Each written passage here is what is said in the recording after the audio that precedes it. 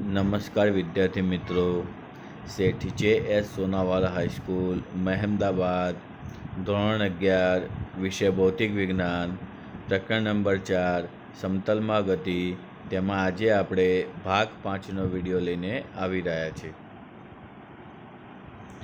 આજનો પહેલો ટોપિક છે અવલોકનકાર 2 હોય અને ગતિ કરતો પદાર્થ 1 હોય ત્યારે સાપેક્ષ વેગ સમજાવો।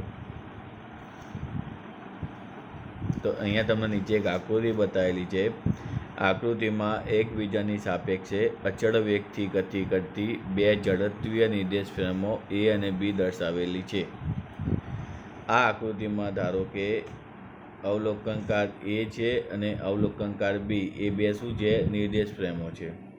તો એક અવલોકનકાર એમાંથી અને બીજો અવલોકનકાર બીમાંથી કોઈ એક કણની ગતિનો અભ્યાસ કરે છે। ધારો કે ટી સમયે ગતિ કરતા પી કણનો પી કણનો નિર્દેશ ફ્રેમો એ અને બીના ઉગમ બિંદુની સાપેક્ષે સ્થાન સદિશો અનુક્રમે આરપીએ બરાબર સદિશ ઓપી, આરપીએ બરાબર શું છે અહીંયા સદિશ ઓપી, અને આરપીબી બરાબર ઓડેસ પી છે, આરપીબી બરાબર સદિશ ઓડેસ પી છે, જે તમને આકૃતિમાં અહીંયા દેખાય છે। તથા ઓની સાપેક્ષે ઓ ડેશનો સ્થાન સદિશ તથા ઉગમ બિંદુઓની સાપેક્ષે ઓ ડેશનો સ્થાન સદિશ કયો બતાવ્યો છે, સદિશ આર એ બી બરાબર કેટલો છે, સદિશ ઓ ઓ ડેશ, કેટલો છે સદિશ ઓ ઓ ડેશ। આમ આપણે આકૃતિ પરથી ત્રિકોણના નિયમ પ્રમાણે જોઈએ તો સદિશ ઓપી બરાબર સદિશ ઓ ઓ ડેશ પ્લસ સદિશ ઓડિશ પી, દરેકની વેલ્યુ મૂકીએ તો આની વેલ્યુ છે સદિશ ઓપીની સદિશ આરપીએ બરાબર સદિશ ઓ ડેશની છે સદિશ આરબીએ અને સદિશ ઓ ડેશ પીની છે સદિશ આરપીબી। તો અહીંયા દરેકની આ સમીકરણમાં કિંમત મૂકી હવે આપણે દરેકનું સમયની સાપેક્ષે વિકલન કરીએ તો ડી ઓફ ડીટી આરપીએ બરાબર ડી ઓફ ડીટી આર સદિશ આરપીબી પ્લસ ડી ઓફ ડીટી સદિશ આરબીએ। તો સ્થાનનું આપણે વિકલન કરીએ એટલે આપણને વેગ મળે, જે પ્રકરણ નંબર 3 સુરેખ ગતિમાં આપણે શીખી ગયા છે। માટે આપણને સમીકરણ મળે સદિશ વીપીએ બરાબર સદિશ વીપીબી પ્લસ સદિશ વીબીએ। અહીં વીપીએનું અર્થઘટન એવું થાય વિદ્યાર્થી મિત્રો, સદિશ વીપીએ એ નિર્દેશ ફ્રેમ એની સાપેક્ષે પી કણનો વેગ, સદિશ વીપીબી એ નિર્દેશ ફ્રેમ બીની સાપેક્ષે પી કણનો વેગ અને સદિશ વીબીએ એ નિર્દેશ ફ્રેમ એની સાપેક્ષે નિર્દેશ ફ્રેમ બીનો વેગ છે। આ વાત કરી વિદ્યાર્થી મિત્રો આપણે અવલોકનકાર 2 હોય અને ગતિ કરતો પદાર્થ 1 હોય એની। હવે આપણે આગળનો ટોપિક જોઈએ કે જ્યારે અવલોકનકાર 1 હોય અને ગતિ કરતા પદાર્થો 2 હોય તેની ચર્ચા કરીએ। ધારો કે કોઈ 2 કણો એ અને બીના કોઈ નિર્દેશ ફ્રેમની સાપેક્ષે વેગો અનુક્રમે સદિશ વીએ અને સદિશ વીબી છે। અહીં બીની સાપેક્ષે એનો વેગ સદિશ વીએબી બરાબર સદિશ વીએ માઇનસ વીબી અને સદિશ એની સાપેક્ષે સદિશ બીનો વેગ સદિશ વીબીએ બરાબર સદિશ વીબી માઇનસ સદિશ વીએ। આમ પહેલું સમીકરણ મળ્યું સદિશ વીએબી બરાબર સદિશ વીએ માઇનસ સદિશ વીબી અને બીજું સમીકરણ મળ્યું આપણને સદિશ વીબીએ બરાબર સદિશ વીબી માઇનસ સદિશ વીએ। આમ સમીકરણ 1 અને 2 પરથી તમે કહી શકો કે સદિશ વીએબી બરાબર માઇનસ સદિશ વીબીએ, જેને આપણે માનાંકમાં લખીએ તો માનાંકમાં સદિશ વીએબી બરાબર સદિશ વીબીએ, એટલે કે એની સાપેક્ષે બીનો વેગ અને બીની સાપેક્ષે એના વેગના મૂલ્યો હંમેશા કેવા છે, સમાન છે। આમ વ્યાપક રીતે કોઈપણ પદાર્થો પી અને ક્યુના કોઈ ત્રીજા પદાર્થ એક્સની સાપેક્ષે વેગ જાણતા હોઈએ તો ક્યુની સાપેક્ષે પીનો વેગ સદિશ વીપી ક્યુ બરાબર સદિશ વીપી એક્સ પ્લસ સદિશ બી એક્સ ક્યુ। આમ સદિશ વીપી ક્યુ બરાબર સદિશ વીપી એક્સ અને સ્થાન બદલીએ તો માઇનસ સદિશ વીક્યુ એક્સ। આમ સદિશ વીક્યુ એક્સ બરાબર માઇનસ સદિશ વીક્યુ એક્સ, જે આપણે અહીંયા વીક્યુ એક્સ ક્યુની જગ્યાએ વીક્યુ એક્સ મૂકી આની સમજૂતી આપી।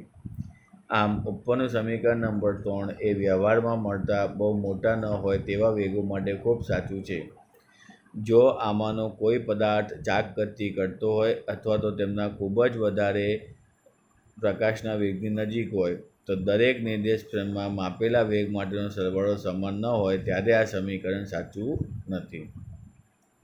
આ વાત તે વિદ્યાર્થી મિત્રો આપણે અવલોકનકાર એક હોય અને ગતિ કરતા પદાર્થો બે હોય એની. આગળ જઈએ. પ્રક્ષિપ્ત ગતિ અને પ્રક્ષિપ્ત પદાર્થ એટલે શું? કોઈ પણ સમયે પ્રક્ષિપ્ત પદાર્થના યામના સૂત્રો મેળવો. તો સૌથી પહેલાં પ્રક્ષિપ્ત ગતિ કોને કહેવાય વિદ્યાર્થી મિત્રો? તો પ્રક્ષિપ્ત પદાર્થ કોને કહેવાય? તો જ્યારે કોઈ પદાર્થને પૃથ્વીના ગુરુત્વાકર્ષી ક્ષેત્રમાં સમશિશિર સાથે અમુક કોણે ફેંકવામાં આવે છે ત્યારે તે નિયમિત સમસ્થિતિજ વેગ અને નિયમિત ઉર્ધ્વ પ્રવેગ સાથે ગતિ કરે છે. આવી દ્વિપરિમાણિક ગતિને પ્રક્ષિપ્ત ગતિ અને આવા પદાર્થને પ્રક્ષિપ્ત પદાર્થ કહે છે. તો આપણે દાખલા તરીકે કોઈ હવાનો અવરોધ અવગણીએ અને કિક મારીને ઉછાળેલા ફૂટબોલની ગતિ એ કેવી ગતિ કહેવાય? પ્રક્ષિપ્ત ગતિ. ફરીથી જોઈએ આપણે. જ્યારે કોઈ પદાર્થને પૃથ્વીના ગુરુત્વાકર્ષી ક્ષેત્રમાં સમશિશિર સાથે અમુક કોણે ફેંકવામાં આવે છે ત્યારે તે નિયમિત સમસ્થિતિજ વેગ અને નિયમિત ઉર્ધ્વ પ્રવેગ સાથે ગતિ કરે છે. તો આવી ગતિને, આવી દ્વિપરિમાણિક ગતિને પ્રક્ષિપ્ત ગતિ અને આવા પદાર્થને પ્રક્ષિપ્ત પદાર્થ કહે છે. દાખલા તરીકે જમીન પર પડેલો બોલ વિદ્યાર્થી મિત્રો, એને આપણે પગથી કિક મારીએ તો એક સમશિશિર દિશામાં સીધી ગતિ કરે જો હવાનો અવરોધ ના હોય તો, અને થોડીક શું કરે? ઉર્ધ્વ પ્રવેગ પણ કરે. આમ પ્રક્ષિપ્ત ગતિને એક સાથે પરસ્પર લંબ દિશામાં થતી બે જુદી જુદી સ્વતંત્ર ઘટક ગતિઓના સ્વરૂપમાં દર્શાવી શકાય છે. સમશિશિર દિશામાં વેગનો ઘટક અચળ હોય છે. ગુરુત્વીય બળને કારણે ઉર્ધ્વ દિશામાં પ્રવેગનો ઘટક અચળ હોય છે. સરળતા ખાતર આપણે પ્રક્ષિપ્ત ગતિ પર હવાના અવરોધની અસરને અવગણીશું. આકૃતિમાં દર્શાવ્યા પ્રમાણે ધારો કે પદાર્થને એક્સ અક્ષ સાથે θ0 કોણ બનાવતી દિશામાં v0 વેગથી પ્રક્ષિપ્ત કરવામાં આવે છે. અહીંયા આકૃતિ તમને દેખાય છે. અહીંયા એક્સ અક્ષ છે, તમારું કર્સર નીચે જશે નહીં. અહીંયા એક્સ અક્ષ સામે અહીંયા θ0 તમને દેખાય છે. નીચે θ0 કોણ બનાવે છે અને ઉપર v0 વેગથી ગતિ કરે છે.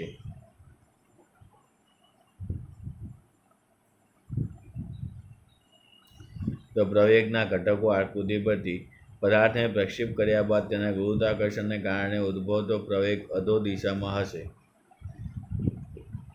પદાર્થને દાખલા તરીકે આપણે પદાર્થ સૌથી પહેલાં ઊંચો જાય, ઉર્ધ્વ પ્રવેગ આપે, પછી પદાર્થ ક્યાં જાય? ઉપરથી સીધો ગુરુત્વાકર્ષણ બળને કારણે ક્યાં આવે? હવામાંથી સીધો નીચે, એટલે કે શું કરે? અધો દિશામાં ગતિ કરે. તો સદિશ A બરાબર g(j) બરાબર -gj. તેના ઘટક સ્વરૂપો ax બરાબર 0, એટલે કે એક્સ દિશામાં એનું 0 ગતિ છે. વાય દિશામાં કેવી થાય છે? અધો દિશામાં ગતિ કરે છે. એટલે કે પદાર્થ ઉપરથી ક્યાં આવે છે? નીચે આવે છે. માટે આપણે ગુરુત્વ પ્રવેગ માઇનસમાં લઈએ છીએ. ay બરાબર -g. પ્રારંભિક વેગના ઘટકો v0x બરાબર v0 cos θ0, v0y બરાબર v0 sin θ0. આ સમીકરણ નંબર 3 આપી દઈએ. આમ પદાર્થનું ઉગમ બિંદુ પરથી પ્રક્ષિપ્ત કરેલો પદાર્થ x0 બરાબર 0, y0 બરાબર 0 અને સમીકરણ નંબર 4 આપી દઈએ. t સમયે પ્રક્ષિપ્ત પદાર્થ q પર તેના સમીકરણો x બરાબર v0xt, તો x બરાબર v0xની વેલ્યુ ઉપર સમીકરણ નંબર 3માંથી v0 cos θ0t, સમીકરણ નંબર 5.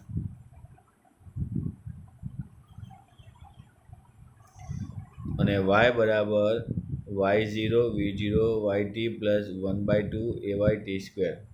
આમ y બરાબર y0ની વેલ્યુ મૂકીએ આ સમીકરણ નંબર 3માંથી, તો v0 sin θ0t minus 1/2 gt². Minus નિશાની કેમ આવી વિદ્યાર્થી મિત્રો? કારણ કે એની જગ્યાએ આપણે અહીંયા -g મૂક્યું સમીકરણ નંબર 2માંથી, તો -1/2 gt², સમીકરણ નંબર 6. વિદ્યાર્થી મિત્રો સમીકરણો યાદ રાખજો. એ દાખલાની અંદર આપણે એક્ઝામ્પલની અંદર સમીકરણનો ઉપયોગ કરવાનો આવશે. પ્રક્ષિપ્ત ગતિના એક્ઝામ્પલ અવારનવાર એક્ઝામમાં આવતા હોય છે. તે સમયે વેગના ઘટકોને નીચે પ્રમાણે રજૂ કરી શકાય. તો vx બરાબર v0x બરાબર v0 cos θ0, vy બરાબર v0y પ્લસ ayt મુજબ vy બરાબર v0 sin θ0 માઇનસ એની જગ્યાએ -gt. આમ x ઘટક સમગ્ર ગતિ દરમિયાન અચળ રહે છે. વાય ઘટક શિરોમ દિશામાં મુક્ત પતન પામતા પદાર્થની જેમ બદલાય છે. આ મહત્તમ ઊંચાઈવાળા બિંદુએ વીવાય બરાબર 0 અને થીટા બરાબર tan ઇનવર્સ વીવાય બાય વીએક્સ બરાબર 0. આ હતા પ્રક્ષેપ ગતિના વિદ્યાર્થી મિત્રો સમીકરણો. આ સમીકરણો એ કોને રિલેટેડ છે? આપણે પ્રકરણ નંબર 3માં સુરેખ ગતિના સમીકરણ ભણ્યા તેને રિલેટેડ છે. આમાં વાત છે પ્રક્ષેપ ગતિની, એટલે કે આપણે એની જગ્યાએ શું લીધો છે? -g. આગળ જોઈએ.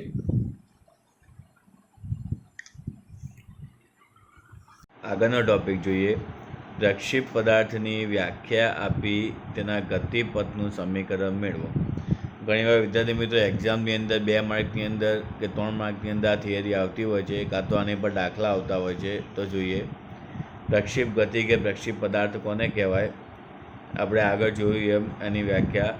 જ્યારે કોઈ પદાર્થને પૃથ્વીના ગુરુત્વાકર્ષી ક્ષેત્રમાં સમસ્થિતિ સાથે અમુક કોણે ફેંકવામાં આવે છે ત્યારે નિયમિત સમસ્થિતિજ વેગ અને નિયમિત ઉર્ધ્વ પ્રવેગ સાથે તે ગતિ કરે છે.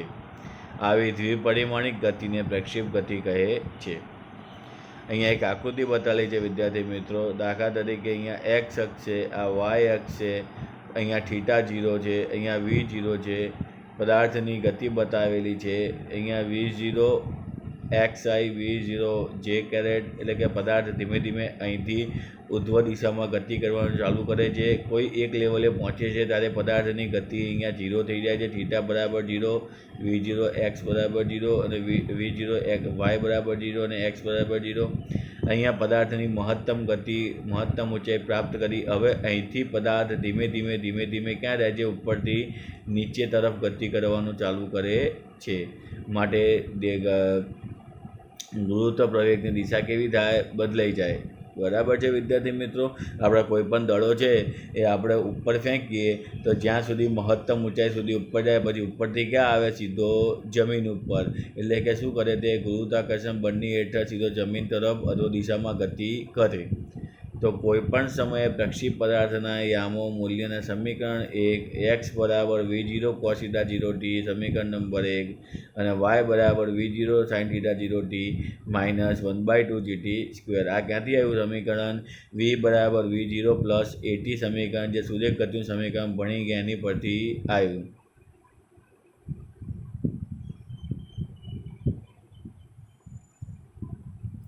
આગળ જઈએ.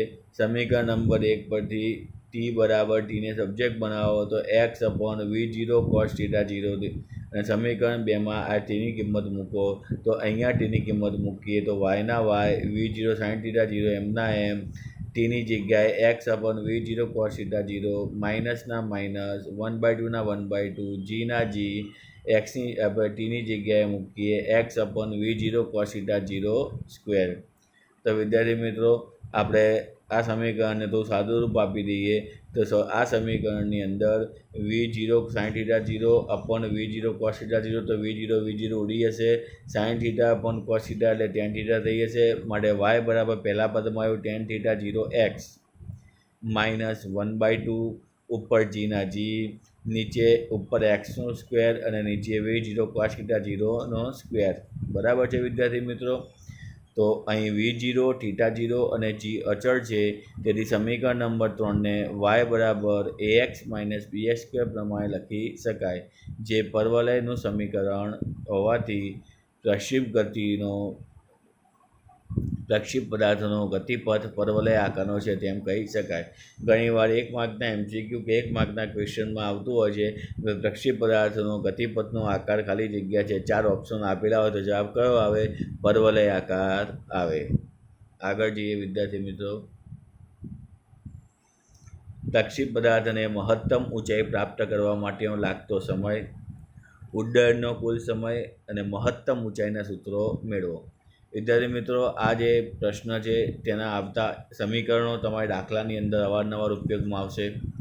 સૌથી પહેલું છે મહત્તમ ઊંચાઈ પ્રાપ્ત કરવા માટે લાગતો સમય. તો ધારો કે પ્રક્ષેપ પદાર્થને મહત્તમ ઊંચાઈએ પહોંચાડવા માટે લાગતો સમય tm છે. તો મહત્તમ ઊંચાઈએ વેગનો y દિશામાંનો ઘટક vy બરાબર 0 હોવાથી, કારણ કે પદાર્થ ઊંચે ગયો, વાય દિશામાં એને મહત્તમ ઊંચાઈ પ્રાપ્ત કરી પછી પદાર્થ ત્યાંથી ઊંચો જવાનો નથી, એટલે વાય બરાબર શું થઈ ગયો 0, ત્યાંથી પદાર્થ ક્યાં આવશે નીચે, તો વીવાય બરાબર V0 sin θ 0 માઇનસ GT પરથી વીવાય બરાબર V0 sin θ 0 માઇનસ GT, અહીં વીવાય આપણે 0 લઈએ એટલે અહીંયા 0 બરાબર V0 sin θ 0 માઇનસ GTm, ટીની જગ્યાએ TM લીધા તો GTm બરાબર V0 sin θ 0 માટે TM બરાબર V0 sin θ 0 ના છેદમાં G. આ આપણે શું કર્યું, શું શોધ્યું, મહત્તમ ઊંચાઈ પ્રાપ્ત કરવા માટે લાગતો સમય T, મેક્સિમમ ટાઈમ, TM બરાબર મેક્સિમમ ટાઈમ, તો TM બરાબર V0 sin θ 0 G. હવે ઉડ્ડયનનો કુલ સમય બરાબર છે, ફ્લાઇંગ ટાઈમ આપણે શોધવાનો છે, તો ઉડ્ડયનનો કુલ સમયને આપણે TF લઈએ, y બરાબર V0 sin θ 0 T minus 1/2 GT². આ સમીકરણની અંદર y બરાબર 0 થાય ત્યારે t બરાબર શું થઈ જાય TF, તો y બરાબર આ સમીકરણ લખીએ V0 sin θ 0 T minus 1/2 GT². આ સમીકરણમાં y બરાબર 0 મૂકીએ, ટીની જગ્યાએ TF મૂકીએ તો V0 sin θ 0 TF minus 1/2 GT² TF, તો 0 V0 sin θ 0 માઇનસ આખા સમીકરણને TF વડે ભાગી નાખો તો V0 sin θ 0 TF પહેલા પદમાં નીકળી ગયું માઇનસ 1/2 TF T²Fના છેદમાં TF મૂકીએ તો એક TF વધે માટે 1/2 GTF, તો TF બરાબર 2V0 sin θ 0 ના છેદમાં G.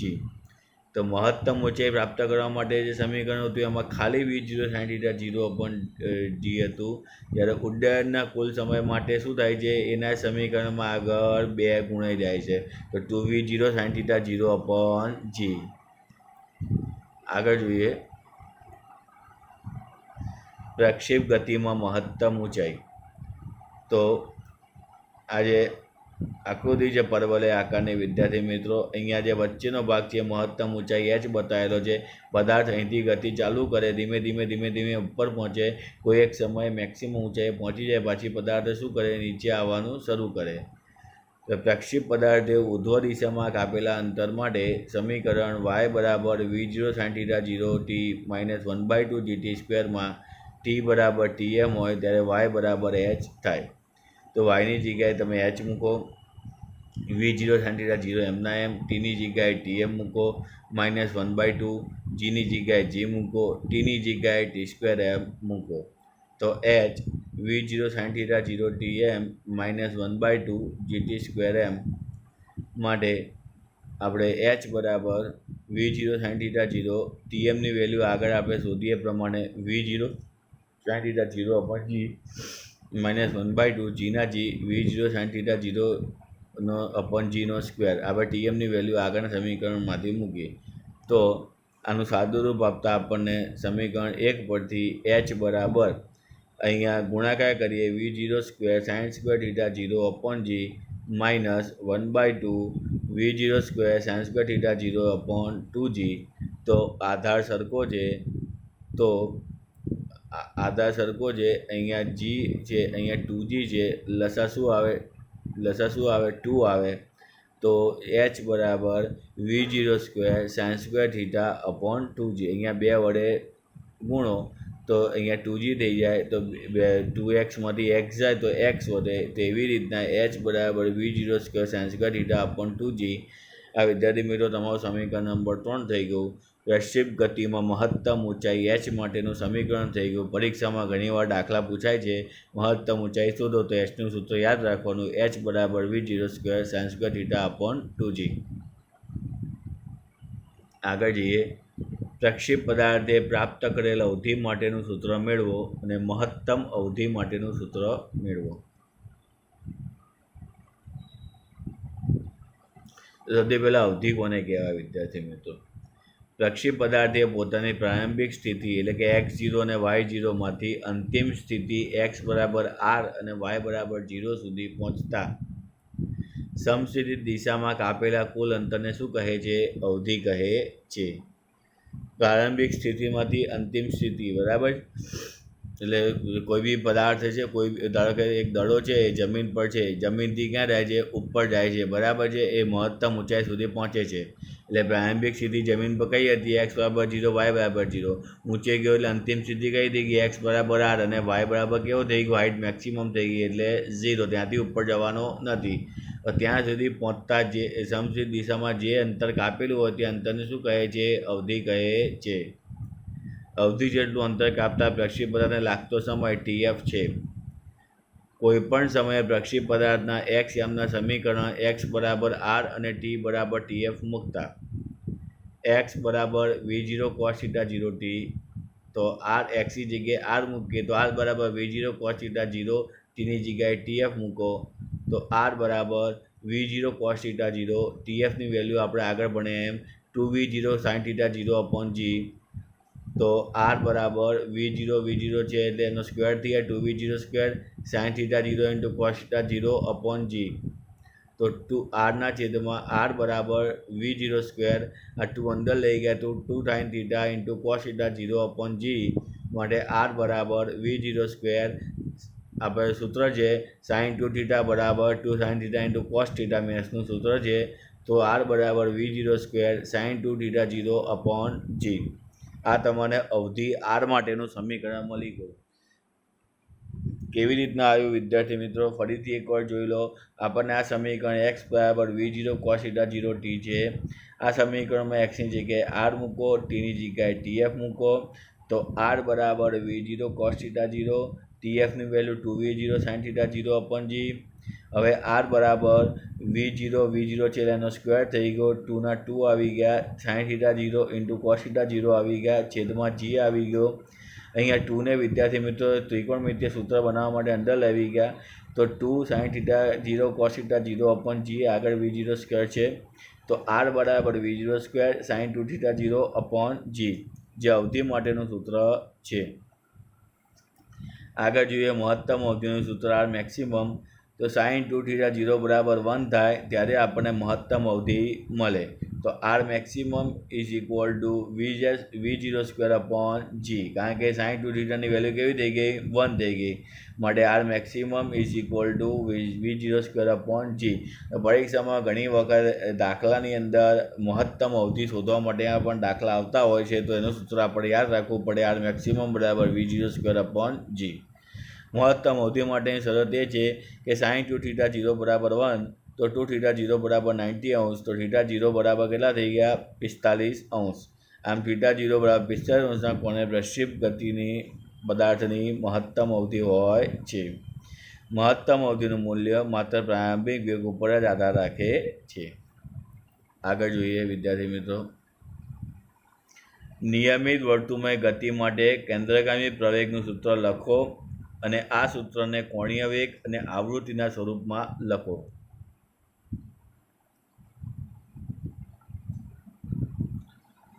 તો સૌથી પહેલાં આકૃતિમાં દર્શાવ્યા પ્રમાણે કણ ડેલ્ટા ટી સમયગાળામાં P થી P' પર પહોંચે છે. કણ શું કરે છે, ડેલ્ટા ટી સમયગાળામાં ક્યાં પહોંચે છે, આ P થી ક્યાં પહોંચે છે, P' તરફ પહોંચે છે, આ P થી P' તરફ. આ દરમિયાન કણ વર્તુળ માર્ગના કેન્દ્ર સાથે ડેલ્ટા થીટા ખૂણો આંતરે છે. ક્યાં કયો ખૂણો આંતરે છે, અહીંયા બતાવ્યો છે, ડેલ્ટા થીટા ખૂણો આંતરે છે. ડેલ્ટા થીટાને કોણીય અંતર કહે છે. ડેલ્ટા થીટાને શું કહે છે, કોણીય અંતર કહે છે. તો કોણીય ઝડપ બરાબર કોણીય સ્થાનાંતરના છેદમાં તે માટેનો સમયગાળો. તો ઓમેગા અને કોણીય ઝડપ લઈએ, કોણીય સ્થાનાંતર ડેલ્ટા થીટા, તે માટેનો સમયગાળો પણ ડેલ્ટા ટી. સમીકરણ નંબર 1. હવે ડેલ્ટા ટી સમયમાં કણે કાપેલું કુલ રેખીય અંતર ડેલ્ટા એસ છે. કુલ અંતર કેટલું છે, ડેલ્ટા એસ. નાના સમયગાળા માટે P' બરાબર ડેલ્ટા એસ લઈ શકાય. નાના સમયગાળા માટે P થી P' તરફ શું લઈ શકાય, ડેલ્ટા એસ. તો રેખીય ઝડપ બરાબર રેખીય અંતરના છેદમાં તે માટે લાગતો સમયગાળો. અહીંયા કોણીય ઝડપ હતી, આ કઈ ઝડપ છે, રેખીય ઝડપ. કોણીય ઝડપ માટે ઓમેગા, રેખીય ઝડપ માટે v, રેખીય અંતર ડેલ્ટા એસ છેદમાં ડેલ્ટા ટી. આ સમીકરણ નંબર 2. હવે ખૂણો બરાબર ચાપ અપોન ત્રિજ્યા, તો ડેલ્ટા થીટા બરાબર ડેલ્ટા એસ અપોન આર. તો ડેલ્ટા એસ બરાબર આર ડેલ્ટા થીટા, ડેલ્ટા એસને સબ્જેક્ટ બનાવો શું થાય? R delta theta. સમીકરણ 2ની કિંમત સમીકરણ નંબર 3માં મૂકતા, ડેલ્ટા એસની કિંમત પેલામાં મૂકતા શું આવે? વી બરાબર R delta upon delta T, V બરાબર R delta theta upon delta T. તો વી બરાબર આરના આર, આની જગ્યાએ ઓમેગા, એટલે વી બરાબર આર ઓમેગા. આ વી બરાબર આર ઓમેગા વિદ્યાર્થી મિત્રો તમારે આ સમીકરણ યાદ રાખવાનું, ક્યાંક ને ક્યાંક કોઈ થિયરીઓમાં કે દાખલાઓમાં ઘણીવાર ઉપયોગમાં આવશે. હવે કેન્દ્રગામી પ્રવેગનું સમીકરણ છે એ બરાબર વી સ્ક્વેર અપોન આર. સમીકરણ 4માં 5ની કિંમત મૂકતા એ બરાબર વીની કિંમત મૂકીએ R omega square upon R, તો R square omega square upon R. તો એ બરાબર શું થઈ ગયો? એક આર ઉડી ગયો ઉપર નીચે, તો શું મળે? એ બરાબર આર ઓમેગા સ્ક્વેર. આ સમીકરણ નંબર 6.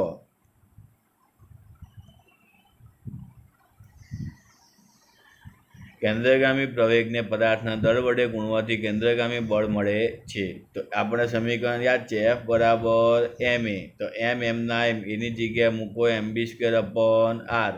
કણ એક ભ્રમણ દરમિયાન 2π અંતર કાપે છે. તો આ ભ્રમણ દરમિયાન લાગતો સમયગાળો આવર્તકાળ ટી હોય.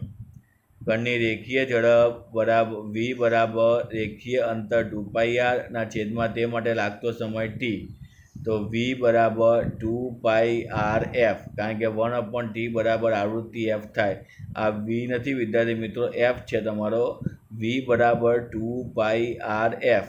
આમ કેન્દ્રગામી પ્રવેગ એ બરાબર વી સ્ક્વેર અપોન આર, એમાં આ કિંમત મૂકો તમે વીની, તો એ બરાબર 2πrfનો હોલ સ્ક્વેરના છેદમાં આર, માટે એ બરાબર 2 નો વર્ગ 4 pi square R square F સ્ક્વેરના છેદમાં આર, માટે એ બરાબર 4π સ્ક્વેર આર એફ સ્ક્વેર. આ સમીકરણ નંબર 9 થઈ ગયો.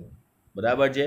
આ નિયમિત ગતિ કરતા પદાર્થ, વર્તુળમય ગતિ કરતા પદાર્થ માટેનો કેન્દ્રગામી પ્રવેગનું સૂત્ર થયું. એસી બરાબર 4π સ્ક્વેર આર એફ સ્ક્વેર. એક એક્ઝામ્પલ જોઈએ વિદ્યાર્થી મિત્રો, કે એક જંતુ વર્તુળાકાર ખાંચમાં કે જેની ત્રિજ્યા 12 સેન્ટીમીટર છે તેમાં ફસાઈ જાય છે.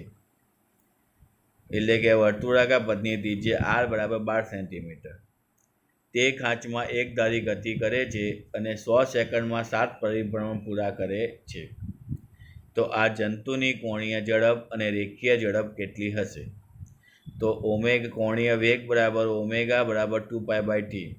તો 2π એમના એમ 100 સેકન્ડમાં 7 પરિભ્રમણ પૂરા કરે છે, એટલે ટી બરાબર 100/7. તો 7 ક્યારે થાય? છેદનો છેદ ઉપર. તો 2 × 22 × 7 છેદમાં 100 × 7. બરાબર છે વિદ્યાર્થી મિત્રો. શું કર્યું? પાઈની કિંમત મૂકી, 22/7. આમ 3.14 મૂકીએ તો 22/7 મૂકીએ, તો અહીંયા 7 ઉડી જાય. 22 × 44 છેદમાં 100, એટલે જવાબ મળે આપણને 0.44 રેડિયન પર સેકન્ડ. બીજું શું શોધવાનું છે? કે રેખીય ઝડપ. આ આપણે શોધી કોણીય ઝડપ ઓમેગા. રેખીય ઝડપ વી બરાબર આર ઓમેગા. તો આર કેટલો છે? 12. ઓમેગા આપણને કેટલા મળ્યા? 0.44. બંને ગુણાકાર કરી એટલે કેટલો મળે? 5.28 સેન્ટીમીટર પર સેકન્ડ. અને શું પ્રવેગ સદિશ એ અચળ સદિશ છે કે તેનું માન કેટલું હશે? તો પ્રવેગ એ બરાબર આર ઓમેગા સ્ક્વેર. તો આરની વેલ્યુ 12, ઓમેગાની વેલ્યુ 44, માટે એ 0.44, એટલે એ બરાબર મળે 2.3 સેન્ટીમીટર પર સેકન્ડ સ્ક્વેર. રેખીય વેગ વીની દિશા વર્તુળાકાર પથ પરના દરેક બિંદુએ સ્પર્શકની દિશામાં છે, માટે પ્રવેગ વર્તુળાકાર પથના કેન્દ્ર તરફ હોય છે. દિશા સતત બદલાતી હોવાથી પ્રવેગ એ અચળ સદિશ નથી, છતાં પ્રવેગનું મૂલ્ય કેવું રહે છે? અચળ રહે છે. તો ખાસ વિદ્યાર્થી મિત્રો, આપણે આ દાખલાની અંદર પહેલાં કોણીય ઝડપ ઓમેગા શોધ્યું. ઓમેગા બરાબર 2π/t. 2π એમના એમ રાખ્યા. ટીની જગ્યાએ મૂક્યું 100 સેકન્ડમાં 7 પરિભ્રમણ, એટલે 100/7. છેદનો છેદ ઉપર ગયો. પાઈની કિંમત 22/7 મૂકી, 7 ઉડી ગયા. 22 × 44 છેદમાં 100, એટલે 0.44. પછી રેખીય ઝડપ શોધી, વી બરાબર આર ઓમેગા. તો આર એમના એમ, ઓમેગાની વેલ્યુ મૂકી, ગુણાકાર કર્યો. એવી રીતના એ શોધ્યો તો એ બરાબર આર ઓમેગા સ્ક્વેર, આરની કિંમત મૂકી, ઓમેગાની કિંમત મૂકી અને દાખલાનો ગુણાકાર કરીને જવાબ લાવ્યા. આગળ જોઈએ વિદ્યાર્થી મિત્રો, બીજું એક એક્ઝામ્પલ જોઈએ કે સમશેરીષ સાથે 30° ખૂણે એક ક્રિકેટ બોલને 28 મીટર પ્રતિ સેકન્ડના વેગથી ફેંકવામાં આવે છે. થીટા કેટલો આપ્યો છે? 30°. વેગ કેટલો આપ્યો છે? 28 મીટર પ્રતિ સેકન્ડ. તો પહેલું બોલ માટે મહત્તમ ઊંચાઈ શોધો. તો મહત્તમ ઊંચાઈ સૂત્ર આપણે હમણાં ભણ્યા, h બરાબર v0 square sine square theta 0/2g. તો v0ની વેલ્યુ કેટલી છે? 28. સાઇન એમના એમ થીટાની વેલ્યુ કેટલી છે? 30 છેદમાં 2 એમના એમ જીની વેલ્યુ કેટલી છે? 9.8.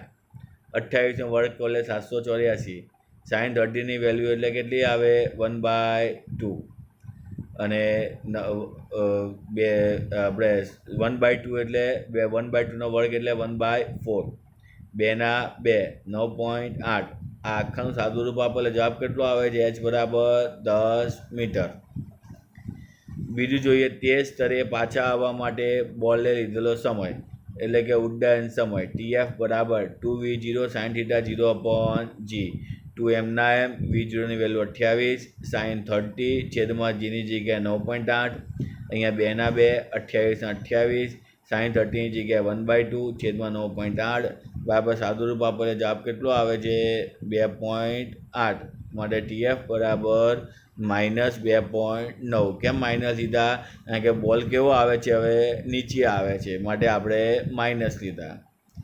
ફેંકવામાં આવેલા બિંદુથી બોલ તે જ ઊંચાઈના જે બિંદુએ પડે છે તે બિંદુના અંતર આપણે આગળ ચર્ચા કરી કે આને શું કહેવાય? અવધિ કહેવાય. તો અવધિ r બરાબર v0 square sine 2 theta 0/g. v0ની વેલ્યુ 28, સાઇન થીટાની વેલ્યુ 30 છે, 30 ના 60 એટલે સાઇન 60 ના છેદમાં 9.8. મારે 28નો સ્ક્વેર 784. સાઇન 60ની વેલ્યુ √3/2 છેદમાં 9.8. 784 એમના એમ. √3ની વેલ્યુ 1.732 ના છેદમાં 9.8 ગુણ્યા 2. માટે સાદું રૂપ આપે એટલે જવાબ કેટલો આવે? 69 મીટર. આશા રાખું વિદ્યાર્થી મિત્રો કે આ વિડીયો તમે ખૂબ ધ્યાનથી સાંભળ્યો હશે. આ વિડીયોને ખૂબ ધ્યાનથી સાંભળવા બદલ આપ સૌનો ખૂબ ખૂબ આભાર. અહીંયા આપણે પ્રકરણ નંબર 4 પૂરું કરીએ છીએ.